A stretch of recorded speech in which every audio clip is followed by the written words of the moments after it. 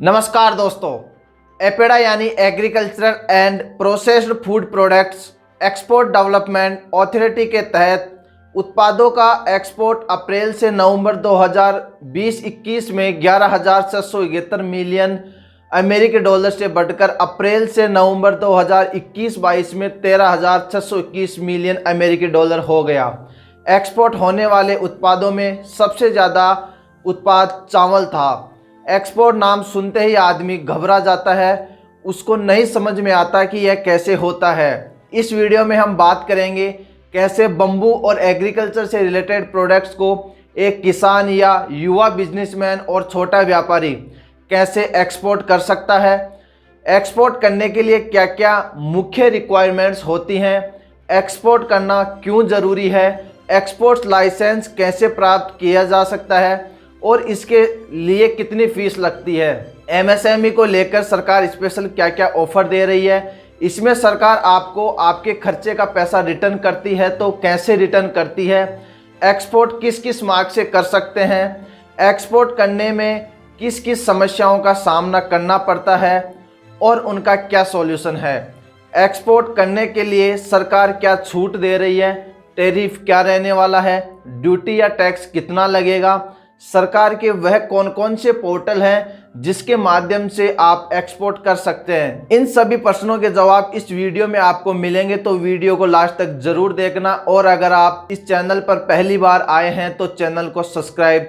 जरूर करें तथा वीडियो को लाइक और शेयर भी करें। अगर आपको इसके अलावा अलग से बम्बू या किसी एग्रीकल्चर से रिलेटेड विशेष प्रोडक्ट पर वीडियो चाहते हैं कि उसको कैसे एक्सपोर्ट करें, उसकी मार्केट साइज क्या है, कौन सी टॉप कंट्रीज हैं जो इंडिया से इंपोर्ट करती हैं, उस प्रोडक्ट की डिमांड कितनी है, एक्सपोर्ट क्वालिटी कैसी होनी चाहिए और कंपटीशन क्या रहने वाला है, एप्लीकेशन प्रोसेस क्या रहेगी, एचएस कोड क्या रहता है, तो इसके लिए आप मुझे कमेंट सेक्शन में ज़्यादा से ज़्यादा कमेंट करके बताइए।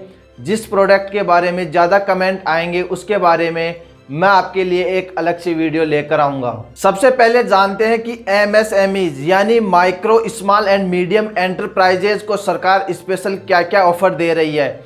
इसमें सरकार आपके खर्चे का पैसा रिटर्न करती है।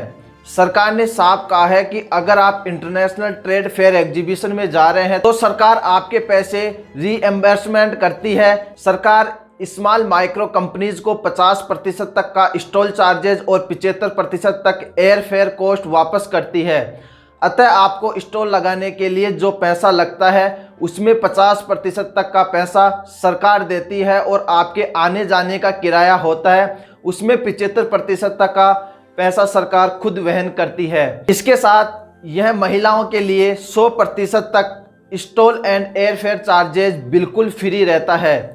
सरकार के पास कुछ बजट की लिमिटेशन होती हैं तो सरकार ने इसमें एक लिमिट तय की है कि इसमें अधिकतम आप 1.25 लाख रुपए तक की ही छूट ले सकते हैं। अब जानते हैं एक्सपोर्ट के लिए क्या क्या रिक्वायरमेंट्स होती है। सबसे पहले 4 रिक्वायरमेंट्स की बात करेंगे जो एक्सपोर्ट के लिए बहुत ज़रूरी होता है। Number 1 fund raising, number 2 customer acquisition, number 3 custom clearance, number 4 logistic.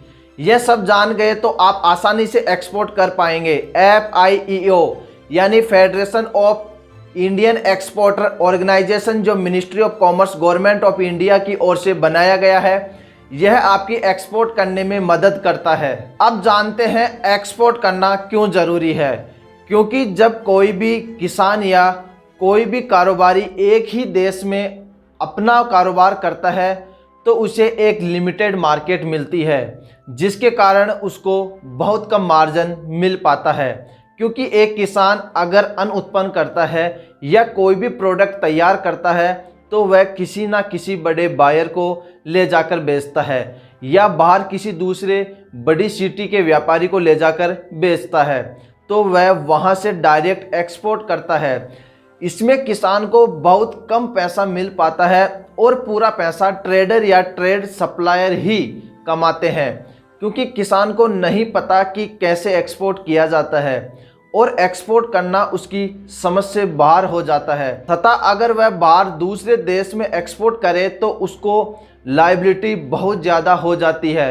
और वह दुनिया के 194 और देशों में अपना माल भेज सकता है, जिससे अच्छी इनकम कमा सकता है। इसके साथ अगर आप एक्सपोर्ट करते हैं तो हमारे देश की इकोनॉमी और भी स्ट्रॉन्ग होती है, क्योंकि जब हम एक्सपोर्ट करते हैं तो बाहर से डॉलर हमारे देश में आता है और हमारे देश का रिजर्व फंड बढ़ता है, जिससे हमारी इकोनॉमी और भी स्ट्रॉन्ग होती है।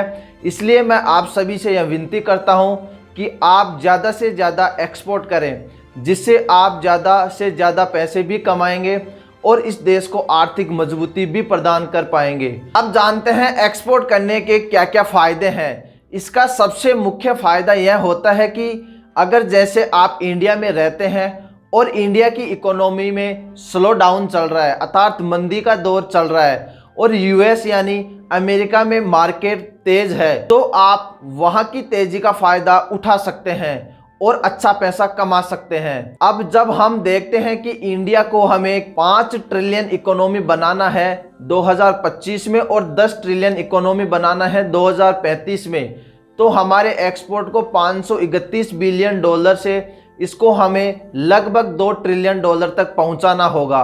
हमारी इकोनॉमी में 17% कंट्रीब्यूशन एक्सपोर्ट का है, इसमें से लगभग 10% केवल एग्रीकल्चर प्रोडक्ट का है। इसको 20% तक लेकर जाने में सबसे महत्वपूर्ण भूमिका हमारे नए एंटरप्रेन्योर्स की होगी, छोटे व्यापारी, किसान भाइयों और जो एक्सपोर्ट करना चाहते हैं उनकी सबसे बड़ी भूमिका होगी। अब बात करते हैं एक्सपोर्ट लाइसेंस कैसे प्राप्त कर सकते हैं और इसके लिए कितनी फीस लगती है।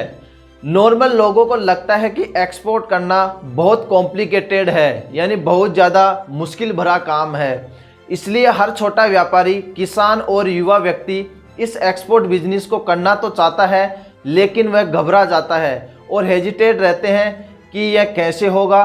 तो मैं आपको बता दूं, आपको कुछ नहीं करना, आपको केवल 250 रुपये की फ़ीस के साथ आपको ऑनलाइन DGFT यानी directorate general of foreign trade को ऑनलाइन अप्लाई करना होगा। इसमें DGFT export import license maximum 3 दिन में प्रोवाइड करवाता है, कभी कभी सेम डे यानी उसी दिन यह लाइसेंस जारी कर देता है। जब DGFT लाइसेंस और कोड नंबर दे देता है तो यह नंबर तब तक वैलिड रहते हैं जब तक आपकी फर्म और कंपनी रहती है, या आप जब तक कंपनी या अपने फर्म को चलाते हैं। जितना भी एक्सपोर्ट होता है उसमें सरकार एग्रीकल्चर की डिमांड एंड सप्लाई देकर एक्सपोर्ट अलाउ करती है, क्योंकि गवर्नमेंट देश के हर पहलू को जांचकर सुनिश्चित करती है कि हमारे देश में कितना प्रोडक्शन हो रहा है, हमारे देश में उसकी कितनी ज़रूरत है, उसके बाद हमारे पास कितना सरप्लस बच रहा है, यानी कितना एक्स्ट्रा उत्पाद बच रहा है, उसको ही गवर्नमेंट बेचने के लिए अलाउ करती है। अन्यथा अगर हम हद से ज़्यादा या बहुत ज़्यादा हम एक्सपोर्ट कर देंगे तो हमारे देश में उस उत्पाद की कमी हो जाएगी, उसके बाद हमें किसी दूसरे देश से वापस इंपोर्ट करना पड़ेगा। इससे इकोनॉमी में वो बहुत बड़ा नुकसान होता है, इसलिए सरकार हर पहलू को जांचकर ही एक्सपोर्ट करने की अनुमति देती है। अब बात करते हैं सरकार के वह कौन कौन से पोर्टल हैं जिसके माध्यम से आप एक्सपोर्ट कर सकते हैं, तथा एक्सपोर्ट करने के साथ टैक्स और ड्यूटी कैसे बचा सकते हैं। आप निर्यात मित्र ऐप डाउनलोड कर सकते हैं। यह iOS और एंड्रॉयड मतलब आईफोन और एंड्रॉयड दोनों फ़ोनों में चलता है। उसको जब आप ओपन करोगे, ओपन करने के बाद उसमें आप कोई भी प्रोडक्ट जो आप एक्सपोर्ट करना चाहते हैं उसको वहाँ लिस्टेड करो। वह अब आपको बता देता है कि इसमें सरकार आपको क्या क्या बेनिफिट दे रही है, क्या क्या इसमें छूट मिल रही है आपको। यह सब इन्फॉर्मेशन आपको वहाँ ऐप से मिल जाती है। इसके साथ यह ऐप यह भी बताती है कि आपको कितना क्रेडिट मिलेगा, कितनी GST रिफंड होगी, कितना % आपको ड्यूटी ड्रॉबैक मिलेगा, और सबसे ज़्यादा महत्वपूर्ण, अगर इंडिया का किसी देश के साथ फ्री ट्रेड एग्रीमेंट है, अर्थात भारत सरकार और जिस देश में आप एक्सपोर्ट करना चाहते हो, अगर उस देश के साथ भारत सरकार का पहले से ही एक ऐसा एग्रीमेंट तैयार किया हुआ है जो उस देश के किसी भी सामग्री हमारे देश में आती है या हमारे देश में कोई भी प्रोडक्ट उस देश में जाता है तो वह व्यापारिक तौर पर फ्री होता है। इस पर किसी भी प्रकार का इंपोर्ट एक्सपोर्ट ड्यूटी नहीं लगती है, किसी भी प्रकार का कोई भी दूसरा टैक्स भी नहीं लगता। तो अगर आप एक्सपोर्ट कर रहे हो तो वहाँ से आप चेक कर सकते हैं कि उस देश के साथ भारत सरकार का फ्री ट्रेड एग्रीमेंट है या नहीं। अगर है तो उसका भी आपको फ़ायदा मिलेगा और आप उसका लाभ उठा सकते हैं। सरकार का एक पोर्टल है इंडिया ट्रेड पोर्टल, उसको जब आप ओपन करेंगे वहां आप अपने प्रोडक्ट का एचएस कोड एंड प्रोडक्ट की डिस्क्रिप्शन वहां देंगे और उसके साथ आगे आपको कंट्री सेलेक्ट करनी है कि आप किस किस कंट्री में एक्सपोर्ट करना चाहते हैं। आप अधिकतम 5 कंट्रीज़ को सिलेक्ट कर सकते हैं। तो यह आपको बता देगा वहाँ का नॉर्मल टैरिफ क्या रहेगा, इंडिया से जब एक्सपोर्ट हो रहा है तो क्या क्या टैरिफ पड़ रहा है, यह सब वहाँ आपको स्क्रीन पर शो करता है।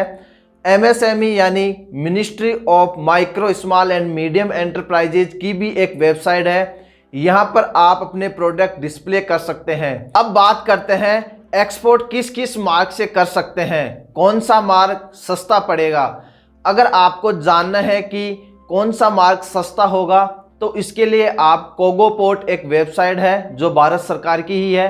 अगर आप कोई भी प्रोडक्ट जल के रास्ते अर्थात जल मार्ग के रास्ते जहाज से भेजना चाहते हैं तो आप यह जानकारी यहां से ले सकते हैं। इसमें आपको क्या क्या ट्रांसपोर्टेशन चार्ज लगेगा यह भी यहां पे आपको पता लग जाएगा। धन्यवाद दोस्तों, आपको यह वीडियो कैसा लगा इसके बारे में आप मुझे कमेंट सेक्शन में अपना फीडबैक जरूर दें।